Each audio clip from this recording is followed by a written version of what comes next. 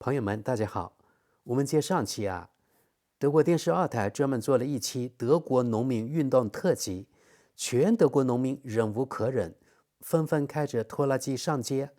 在他们的带领下，德国其他各界群众也纷纷加入到抗议德国本届交通灯政府行业。本期我们来看看德国老百姓对此持什么态度。但建议那些还没有看过上期的网友们，先看看，这样更能理解本期与大家分享的德国或其他国家的网友评论。除了全德国农民走上街头抗争，德国铁路现在也举行罢工，主要是因为通胀厉害，人民实际收入下降，从而意味着生活水平降低。德国铁路火车司机举行罢工，要求大幅加薪及缩短工作时间。上次罢工导致全德国80%的长途火车停开，一片大乱。法国人更喜欢罢工，有的外国游客朋友来到欧洲，因为不懂欧洲这里的罢工文化，所以他们错过了回国的航班，损失惨重。在德国电视2台油管频道上，关于本期德国农民运动特辑的评论已经好几千条，人气超高，表明德国老百姓很关心。现在我们来看一些关注度高的评论。第一条评论：我希望我终于可以看到关于政客们应该在哪些方面削减自己的开支，以及他们是如何做出错误决定的详细报道。我真的很希望看到这样的辩论。下一条评论：听了报道的第一句话后，就已经知道这个视频的方向了。我向所有农民朋友致以最高的敬意。下一条评论：感谢农民们，为你们感到骄傲。下一条评论：谢谢你在节目末尾提出的关于少买廉价产品的好建议。这句话总是出自那些收入高于平均水平的人之口，对他们来说，购买更贵的产品不是问题。靠，真是太棒了。下一条评论：和大多数农民一样，古森头脑非常冷静，而且抓住了很多事情的核心。现在这样的人出来抗议了，那么很多事情就真的出了问题。下一条评论：德国国家公共电视台仍然开通评论功能，太令人惊讶了。显然，这个国家必须有所改变。下一条评论：我为农民和其他参与抗争的人祝福，我全身心投入其中。下一条评论：感谢农民和林业工作者，感谢你们每天为我们的人民、土地和自然的福祉所做的辛勤工作，感谢你们在这至暗的时刻代表我们所有人发声。下一条评论：昨天我现场目睹了农民的抗议活动，这是我第一次享受堵车1小时的感觉，我们支持你们。下一条评论：我认为这只是开始，许多物流公司也参与其中，显然大家都同情罢工的人，继续加油。下一条评论：事实是，到了人们走上街头的时候了，我希望会有更多人走上街头，受够了这届疯狂的红绿灯政府。下一条评论：虽然我是外国人，但我站在农民一边。下一条评论：100%声援我们的农民。下一条评论：我希望最终能发生点什么，祝所有抗议者好运。下一条评论：不幸的是，我在这个国家也看不到未来，尽管我很想留在这里，但我觉得农民们的示威活动很好，干杯。下一条评论：是时候认识到我们同属一个命运共同体，这次抗议不仅是为了农民，也是为了我们所有人。下一条评论：就像今天街上的大团结一样，我很高兴看到这里的评论，大家都团结在一起，少数人只是不知道更好，太棒了。下一条评论：伟大的专家们在这里只简单的将他人的论点斥之为无稽之谈，甚至都没有为此做进一步解释。下一条评论：感谢所有人，我们在拖拉机上几乎只经历了正面的事情，大多数人肯定在支持我们。下一条评论，不出所料，一如既往，奥威尔系统的忠实报道，配以特选的图片和意见。下一条评论，从农民开始，其他人很快就会跟上，慢慢的，就连这个国家的最后一个人也受够了。即使在政府部门，也有人不再有心情玩这些游戏了。下一条评论，加拿大自由车队让我们看到加拿大的政府并不为了人民。我在想，德国人民什么时候也意识到这一点？祝你们成功。下一条评论，红绿灯政府从一个危机跌落到另一个危机，继续点燃人民的愤怒。其实应该允许农民加取暖用油，农民是主要生产者，养活了我们所有人，100%尊重我们的农民。下一条评论，巴尔曼教授是一位来自国家豢养的莱布尼茨研究所的专家，这是继续跟随官方言论和主流的绝佳选择。幸运的是，越来越多的人了解了这些伎俩。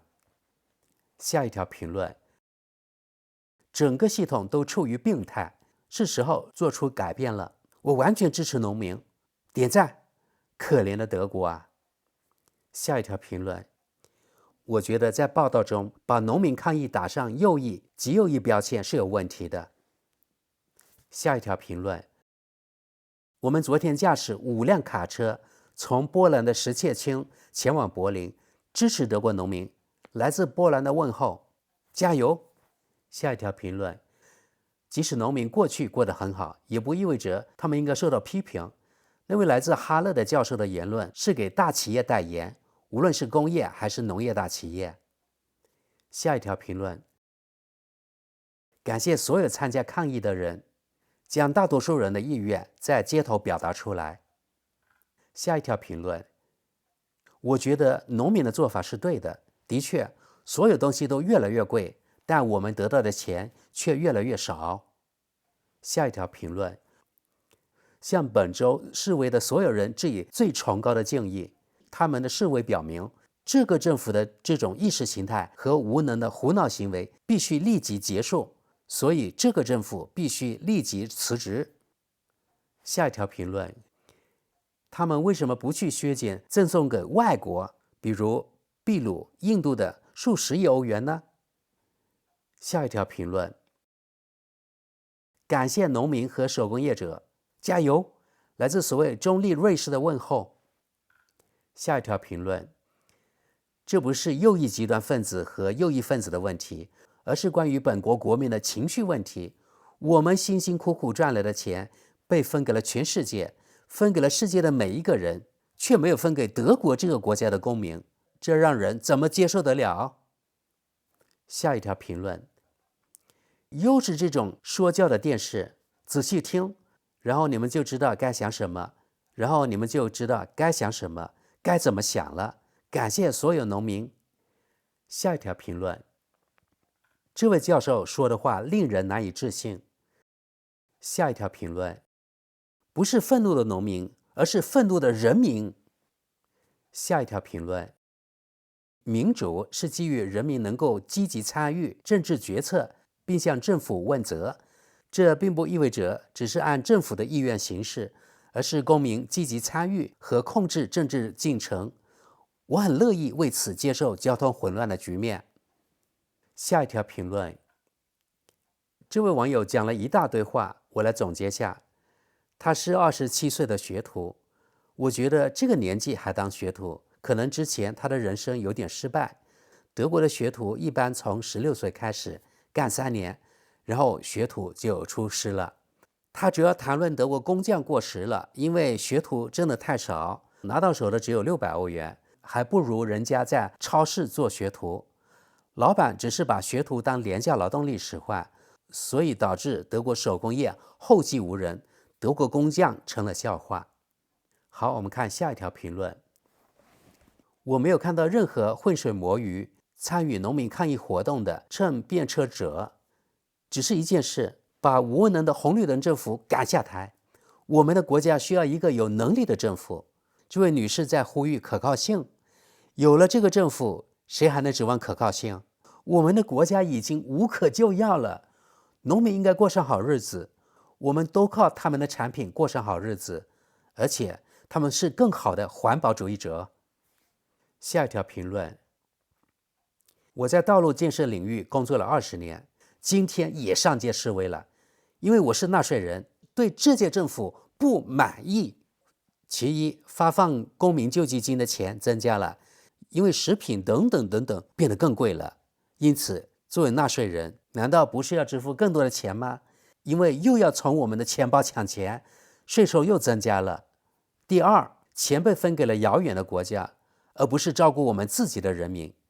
我只需举例说，5.13亿欧元用于秘鲁的自行车道，而为建设德国贡献了48年的85岁老奶奶，不得不到火车站收集押金瓶，因为现在在面包店买一个面包都要花将近5欧元。下一条评论：太棒了，你们是坚强的斗士，继续加油吧。好了，朋友们，大家可以看到，评论区几乎清一色都是支持农民运动，下架德国脑残交通灯政府的。但这届德国政府却是他们自己选出的，这就是诡异的地方。谁能保证下架了这届政府，下届一定会更好吗？所有问题会随着上届政府的下台而烟消云散了吗？反正这样的魔术我在德国30年还没有见到，只看到这个国家在原地踏步，或者有些地方在退步。但我觉得农民朋友们上街表达愤怒、表达诉求是值得肯定的，就是要给德国政府一点颜色看看。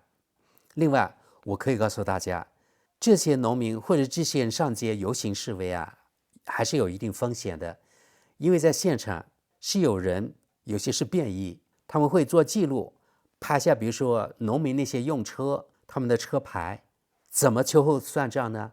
很容易，他们会拿这些车牌，然后呢套出这些农民他们的信息，然后跟税务局联系，然后给他们扣帽子、穿小鞋，说他们驾驶这拖拉机不是农业用途，而是上街搞破坏，所以今后很可能他们在税收方面会受到打压，也就是说要交更多的税。我说这个话是因为昨天我的德国伴侣告诉我的，他说这些德国农民有些人，也就是那些运动领袖，或者按照西方媒体的说法是民主积极分子，他们这些人出头了，今后可能会被德国有关部门、被德国政府秋后算账。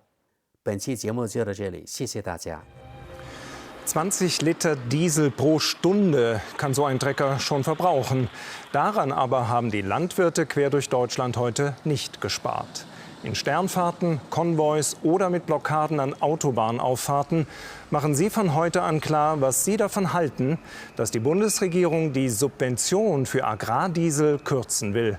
Und es ist nicht nur Protest, es ist die offene Konfrontation. Die Ampel müsse weg. Und damit willkommen zu diesem ZDF-Spezial. Wenn man nur die Zahlen nimmt, dann geht es den Landwirten in Deutschland so gut wie nie. Laut Bauernverband endete das abgelaufene Wirtschaftsjahr mit einem Allzeithoch. Und doch hat die Branche mit Wucht und Wut reagiert, als klar wurde, die Ampel will ihr ans Geld. Rund 925 Millionen Euro Subventionen pro Jahr sollten ursprünglich einkassiert werden. Zwar ist die Regierung schon zurückgerudert, und doch hat sie da etwas ausgelöst, was sich um weit mehr als nur den Diesel dreht. Die Bauern stellen die Machtfrage und anderen Interessierten kommt das sehr gelegen. Schon morgens um 6 ist alles dicht. Am Kreuz Meerane in Sachsen ist kein Durchkommen mehr. Über 100 Fahrzeuge, Traktoren, LKWs, Kleintransporter blockieren die Auffahrt zur A4 und auch die anliegende Bundesstraße. Weil es immer in den Medien heißt, Bauernprotest, Bauernprotest. Es geht mittlerweile von allen Leuten hier aus. Und weil einfach die Regierung meiner Meinung nach unfähig ist.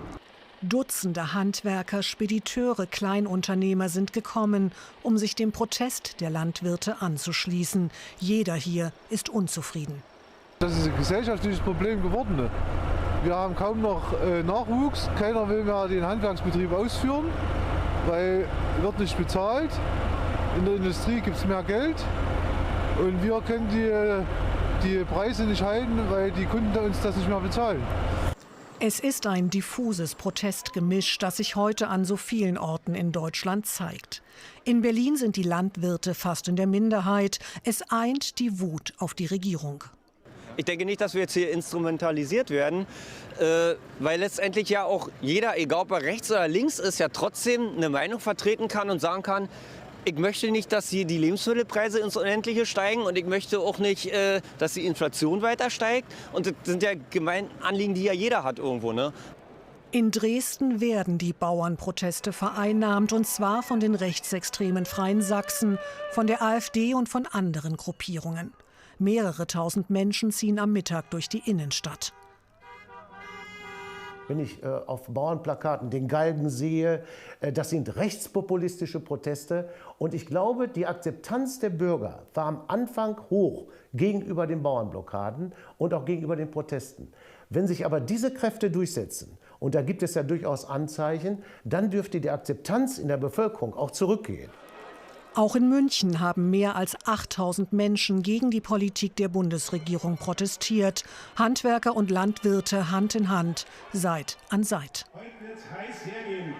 Gerade im Moment explodieren halt auch diese Preise so. Und der normale Handwerker, der kann sich das Leben hier in dieser Gegend tatsächlich nicht leisten. Die Unzufriedenheit bei vielen ist groß. Der heutige Montag war nur der Auftakt einer deutschlandweiten Protestwoche. In Saarbrücken begrüße ich die SPD-Ministerpräsidentin des Saarlandes. Guten Abend, Frau Rehlinger. Einen schönen guten Abend. Sie fordern, wie auch Ihre Parteikollegen aus Brandenburg, Mecklenburg-Vorpommern und Niedersachsen von der Bundesregierung, die Kürzungen komplett zurückzunehmen. Warum fallen Sie Ihrem SPD-Kanzler in den Rücken? Ich glaube, die Bundesregierung hat ja selbst erkannt, dass der erste Vorschlag, der gemacht worden ist, nicht ganz fair war. Denn die Bauern können im Grunde genommen nicht darauf reagieren, weil es eben keine Alternative im Moment gibt. Und deshalb war es richtig, jetzt zumindest mal einen Kompromissvorschlag zu machen. Ich habe gesagt, am besten ist natürlich, wenn der Vorschlag wieder ganz vom Tisch genommen wird. Aber zumindest müssen wir über Alternativen reden mit dem Berufsstand, die dazu führen, dass es eben nicht zu einer Förderung auch kommt, dass sich keiner überfordert fühlt, denn das ist gerade im Moment der Fall. Es ist eigentlich nur der Tropfen, der jetzt noch mal das Fass zum Überlaufen gebracht hat. Deshalb ist das eine Debatte, aber ich glaube, wir haben auch noch eine ganze Reihe anderer Debatten in der Landwirtschaft, wenn es darum geht. Kommen wir dazu, aber bleiben wir bei dem Punkt, Frau Rehlinger. Die Ampel steht ohnehin dem Kreuzfeuer auch recht versucht, wir haben es gesehen, die Situation auszunutzen und die Stimmung weiter aufzuheizen. Wie gefährlich ist das? Das macht mir schon ein bisschen Sorge, wie die Debatte gerade geführt wird. Und deshalb müssen wir abschichten. Wir können nicht alle schwierigen Diskussionen, die gerade in Deutschland zu führen sind, und das sind nicht ganz wenige, mit denen wir es hier zu tun haben, in einen Topf werfen und kräftig rumrühren. Wenn es jetzt um die Belange der Bauern geht, müssen wir einfach mal auch, glaube ich, die Debatte damit beginnen, dass wir unseren Respekt dafür zum Ausdruck bringen, was dort an Leistung gebracht wird. Denn das ist etwas, was auch vermisst wird, neben den finanziellen Belastungen. Aber wir können uns auch nicht gegenseitig niederbrüllen. Die Lautstärke darf nicht über das Gewicht der Argumente entscheiden. Und das macht mir schon ein bisschen Sorge, denn es wird immer lauter und wie Bereitschaft, miteinander über gute Lösungen zu reden, sie scheint ein Stück weit abzunehmen. Mal an die eigene Nase gefasst, welchen Anteil hat die Ampel denn selbst daran, dass die Proteste so scharf sind und der Ton derart gereizt ist? Ich glaube, wir müssen schon festhalten, dass es in der Bundesrepublik noch nie so viele, so heftige Krisen gleichzeitig gegeben hat, wie wir das jetzt gerade im Moment erleben. Und da ist das nicht ganz einfach, immer zum richtigen Zeitpunkt die richtige Kommunikation auch zu den richtigen Entscheidungen zu haben. Aber an dieser Stelle ist ja deutlich geworden, man ist auch bereit, Entscheidungen zu korrigieren. Das ist, glaube ich, schon ein wichtiges Signal und das sollte man auch genauso aufgreifen und in diesem Sinne eben miteinander weitermachen und an den Sachthemen diskutieren. Ich danke ja auch dem Bauernverband, dass er deutlich gemacht hat, dass er sich eben nicht vereinnahmen lassen will von Trittbrettfahrern, die eigentlich den Anliegen der Landwirte auch nur einen Bärendienst erweisen, indem es ihnen gar nicht um die Sache geht. Wenn Sie jetzt sagen, alle geplanten Kürzungen müssen wieder vom Tisch, dann heißt das, wer protestiert, bekommt Recht. Ist das politisch klug oder doch eher populistisch? Es geht in der Tat nicht darum, dass derjenige Recht bekommt, der am lautesten ruft. Aber es geht vor allem um Planbarkeit und Verlässlichkeit. Und mit der Entscheidung, die Subventionierung quasi sofort und gleich einzustellen, haben wir eben einen Punkt erreicht, wo es nicht planbar und nicht verlässlich ist und es auch keine Alternative für die Landwirte gibt, noch nicht. Und deshalb ist es, glaube ich, klug, einen Weg zu beschreiben, wie wir mit Innovationen es auch hinbekommen, dass auch der CO2-Ausstoß in der Landwirtschaft weiter zurückgehen kann. Dass wir über das Thema Bürokratie auch sprechen, wo sich auch viele ganz abseits von finanziellen Fragen einfach auch überfordert fühlen und wo wir auch deutlich machen, dass die Subventionen keine Almosen sind, sondern dass es der Preis ist, den die Gesellschaft bereit ist zu zahlen dafür, dass wir hohe Standards in der Tierhaltung, aber auch im Klimaschutz und im Naturschutz einhalten wollen. Ich glaube, mehr Respekt in der Debatte, neben allen finanziellen Fragen, kann schon sehr viel weiterhelfen. Und das ist, glaube ich, auch die Chance, die jetzt darin steckt, dass so viel Aufmerksamkeit auf dem Thema liegt. Ja, danke für Ihre Sicht der Dinge. Anke Rehlinger, SPD-Ministerpräsidentin des Saarlandes. Dankeschön. Einer von denen, die heute protestiert haben, ist Erich Gussen. Er ist Landwirt aus Jülich und mit extremen Gesinnungen hat er nichts am Hut. Vielmehr ärgert er sich schon länger über all das, was aus seiner Sicht ihm und dieser Branche zugemutet wird. Investitionen für den Klimaschutz, Bürokratie, Vorgaben aus Brüssel und jetzt auch noch die Sparpläne. Wir waren bei ihm und haben uns mal vorrechnen lassen, wie ihm das zu Buche schlägt. Erich Gussen bereitet heute schon das nächste Plakat vor für die nächste Protestaktion morgen Abend im Rheinland. 74 Hektar Ackerbau bewirtschaftet der Landwirt. Die ursprünglichen Kürzungspläne der Bundesregierung hätten ihn rund 7.000 € im Jahr gekostet. Die Koalition ruderte zurück, aber eben nur teilweise. Aber die Agrardieselvergütung soll ja komplett gestrichen werden, auch wenn es über 2 Jahre ist, aber sie fällt komplett weg. Und das macht dann aber doch mal die Hälfte dann aus, also 3.500 €. Und dann stehen ja noch 100 Millionen € im Agrarhaushalt drin, die gekürzt werden sollen. Da wissen wir ja noch gar nicht, wo das passiert. Das wird uns natürlich auch noch mal treffen. Das fehlende Geld ist das eine. Doch auch die aus Sicht von Bauer Gussen übertrieben strengen Vorschriften machen die Landwirte sauer. Stichwort Überregulierung. Zu viele Regeln und Auflagen für die deutschen Landwirte, um auf einem internationalen Markt konkurrenzfähig zu bleiben. Das sieht man jetzt beim Pflanzenschutz wieder, was da überlegt worden ist, aber auch bei Naturschutzgesetzgebungen. Da kann man vieles aufzählen. Und dann kommt noch die Sache, wir haben als einziger Wirtschaftszweig ja die Reduzierung von CO2-Klimagasen eingehalten. Und jetzt werden wir dafür auch noch bestraft, indem wir da mehr für bezahlen sollen. Und die Industriebetriebe sollen demnächst einen verbilligten Strompreis bekommen. Und das hat das fast zum Überlaufen gebracht. Und das geht einfach nicht. Mit den europäischen Konkurrenten können deutsche Landwirte wie Erich Gussen kaum noch mithalten. In Frankreich zum Beispiel dürfen die Kollegen billiges Heizöl tanken. Und hierzulande wird der Mindestlohn angehoben. Damit steigen die Lohnkosten. Lange Zeit hatte sich Erich Gussen mit seinem Unmut zurückgehalten, hatte immer wieder den Versprechungen aus Berlin geglaubt. Damit ist jetzt Schluss. Alle Politiker sagen, wir wollen die kleinen Betriebe unterstützen, aber genau das wird jetzt nicht gemacht, sondern viele Jugendliche sagen, sie sehen keine Zukunft mehr in dem Ganzen. Für Erich Gussen geht es um die Existenz eines ganzen Berufszweigs, um die Zukunft der Agrarwirtschaft in Deutschland. Darum wird er weiter protestieren. Zugeschaltet ist mir jetzt Professor Alfons Bahlmann vom Leibniz-Institut für Agrarentwicklung in Transformationsökonomien in Halle. Guten Abend. Guten Abend. Wie ökonomisch ist es, Subventionen für die Landwirtschaft abzubauen? Es geht bei der Streichung der Dieselbeihilfe um die Streichung einer längst überflüssigen Subvention. Sie ist schon seit langem nicht mehr gut begründet. Aber das größere Problem ist, die Landwirtschaft ist insgesamt von vielen Subventionen abhängig. Und man macht sich sicherlich auch Sorgen, dass das sozusagen erst der erste Schritt ist, bevor weitere Subventionen dann auch gestrichen werden.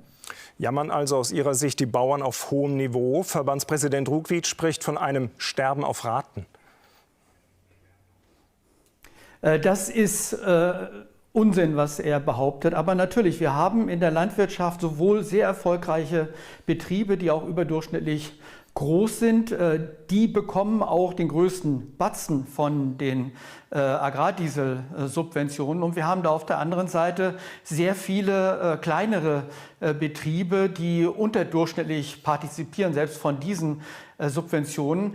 Allerdings sind viele dieser Betriebe ohnehin schon seit langem nicht mehr wettbewerbsfähig. Und die Frage ist natürlich, wenn man wirklich die Landwirtschaft in Deutschland verändern will, wo sollte man die Prioritäten setzen? Sollte man weiter Strukturen konservieren, die mitverantwortlich dafür sind, dass viele Betriebe unrentabel sind? Oder sollte man darauf hinauswirken, dass die Landwirtschaft insgesamt leistungsfähiger, produktiver, wettbewerbsfähiger wird und dann auch in der Lage ist, Subventionskürzungen hinzunehmen?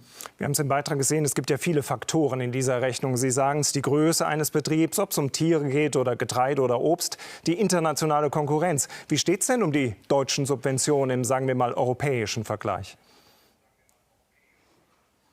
Dieser internationale Vergleich macht aus meiner Sicht relativ wenig Sinn. Er lenkt von den eigentlichen Problemen ab. Genauso könnte man argumentieren, dass Landwirte benachteiligt sind, wenn sie auf schlechteren Böden wirtschaften. Und darüber diskutieren wir zu Recht auch nicht. Die eigentliche Konkurrenz in der Landwirtschaft findet vor Ort statt zwischen den einzelnen landwirtschaftlichen Betrieben, die sich im Regelfall gegenseitig die Preise für Pachtflächen beispielsweise hochkonkurrieren und dadurch ihre Produktionskosten wesentlich stärker steigern als dadurch, dass jetzt etwa 30 € pro Hektar an Dieselbeihilfe gestrichen wird. Professor Alfons Ballmann, vielen Dank für diese Information. Schon morgen sollen die Proteste weitergehen, die ganze Woche noch. Auf den verstopften Straßen kann dann jeder zeigen, wie solidarisch er oder sie zur hiesigen Landwirtschaft steht. Und im Supermarkt, wenn es darum geht, vielleicht nicht immer nur das billigste Produkt zu kaufen, auch. Damit verabschieden wir uns. Gleich im Anschluss senden wir zum Tode von Franz Beckenbauer die Dokumentation Triumphe, Affären und Skandale. Auf Wiedersehen.